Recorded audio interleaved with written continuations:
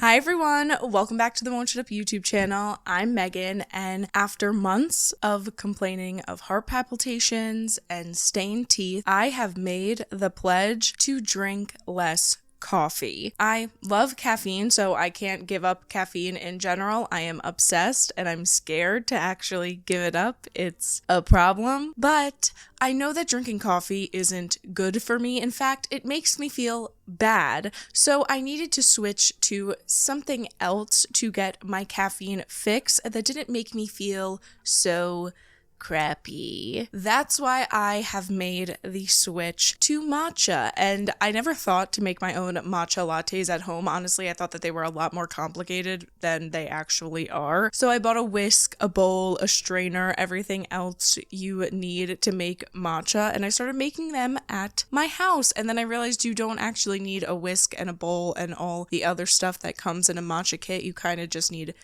a bowl and a frother or like a mixer or just like a really quick spoon. There are so many benefits to drinking matcha, so it's not just the caffeine that I love about it. It's the fact that I can get a bunch of antioxidants and other things like a fiber, vitamin C, chromium, whatever that means, magnesium, selenium, and zinc. Matcha can also help improve your mood, which I definitely feel. I think coffee makes me kind of crash and makes me feel icky, but matcha does not crash. Instead, I am like floating while I ride my caffeine high, and instead of crashing down like a skydiver without a parachute, I just float on down like a little cloud, like a leaf blown off of a tree. In honor of my love for matcha, I'm going to share a few matcha recipes that I've been doing over the past few weeks. These are all drinks. I have yet to dive into the matcha snacks, but these are just a few easy drink recipes that I've been making because matcha has been making me feel a lot better than coffee. And even just making these fun little drinks just puts me in a better mood. Anyway, I'm rambling. I'm going to get into the matcha recipes. Here are the matcha recipes that I won't shut up about this month. Before I go through each recipe, I'm going to say prepare your matcha in each recipe. This is how I prepare my matcha. You can prepare your matcha in any way you like. It's all about what you prefer, how much caffeine you like, if you like the taste of grass. That goes for the actual matcha itself too.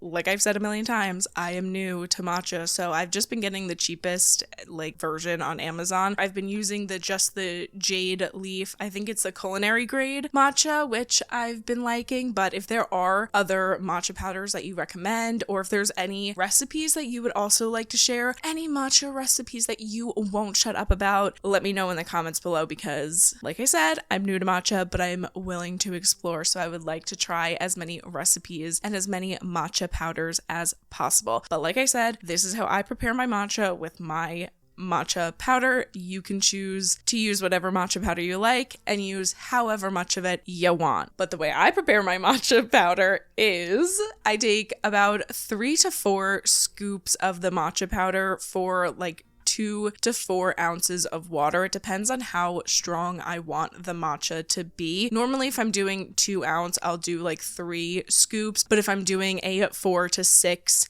scoop matcha, I'll do the 4 ounces of water. So I try to keep it 2 ounces per 3 scoops, maybe, is the ratio. I think maybe. I'm not very good at math. Also, before we get into the recipes, thank you for watching the Won't Shut Up YouTube channel. Won't Shut Up is also a podcast, so you can find on Spotify, iHeart Radio, and Apple Podcasts. You can find Won't Shut Up on TikTok, Pinterest, and Instagram. What's the other one? At Won't Shut Up _ I was going to say there's also a Won't Shut Up YouTube channel, but I'm currently on that. That's the intro for the podcast. Oh, there's also the blog, won'tshutup.com. Check that out as well. Everything is linked below, so there's really no point of me saying this. Anyway, let's get into the recipes. We are going to start with my go-to matcha latte. Prepare your matcha and set it aside. Like I said, prepare it in whatever way you like, diva. Add ice and your choice of milk to a drinking glass. My choice of milk will always be vanilla almond milk, reduced sugar, the least amount of sugar as possible. Sugar's not my friend, so the least amount of sugar in a vanilla almond milk as possible. Pour the mixed matcha into the drinking glass and admire the beautiful green layer on top of your milkies. Mix your drink and enjoy. Next, we have the strawberry milk matcha lattes come from Pink Cow's Matcha Latte. This is the same as my go-to matcha recipe, but we make it pink. Prepare the matcha and set it aside. Add your choice of strawberry milk to a drinking glass. I typically use like a very flavorful little singular bottle of strawberry milk from the convenience section of the grocery store, like CVS or 7-Eleven, one of those stores. And then I only put a little bit of the strawberry milk into the latte and kind of balance it out with almond milk so that it isn't so strong. And like I said, I don't really like my drinks super sugary, so I like to use the vanilla almond milk of reduced sugar to balance out that potent strawberry. Once you pour the matcha into the drinking glass, you start serving wicked realness. Our third drink makes me miss summer. It's called Matcha Lemonades Make Me Miss Summer. Prepare your matcha in the mixing bowl and set it aside. Pour lemonade powder into a glass with ice water and mix it, or you can make your own lemonade. To each his own. I just like using the powders because it's convenient.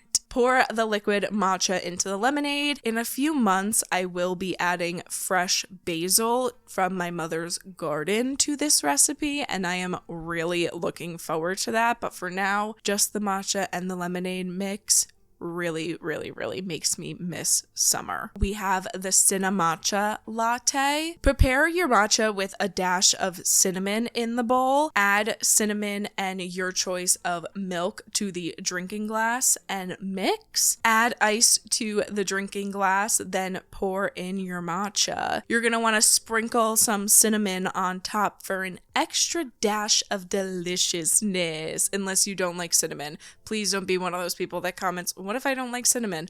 Then this one isn't for you. Sorry. Next, we're going to warm up with some hot matcha tea. Like always, prepare your matcha and set it aside. Add a dash of honey to your mug and squeeze in half a lemon. Pour in your hot water and mix all of that together. Then pour in your matcha, wait for it to cool, and enjoy. I recommend drinking this indoors or at least in a travel mug that isn't clear because it gives swamp water. Like, it is swampy. Our last recipe is packed with nutrients and made to make you feel better. It's called the Immuna Matcha Latte. Steep 1 to 2 immunity tea bags in a mug. Could be any type of immune system strengthening vitamin C tea that you like. Then prepare your matcha. This time add your choice of milk to the mixing bowl with the matcha and mix it together or froth it. Squeeze some lemon into the mug, pour in the matcha, and fight the flu and everything else that's going around this season. These are just some of the matcha drinking recipes that I have tried and loved this past month. I'm very interested in trying more drink recipes, so if you would like to share your favorite matcha powder or your favorite matcha drink recipe or favorite matcha snack recipe. I'm also very interested in cooking with matcha, so let me know what you do with your matcha in the comments below. That sounded kind of weird. I'll finally shut up about my favorite drinks. Check out the blog and social media accounts linked below. Let me know what you won't shut up about. Thank you for listening to me. Never shutting up. Bye!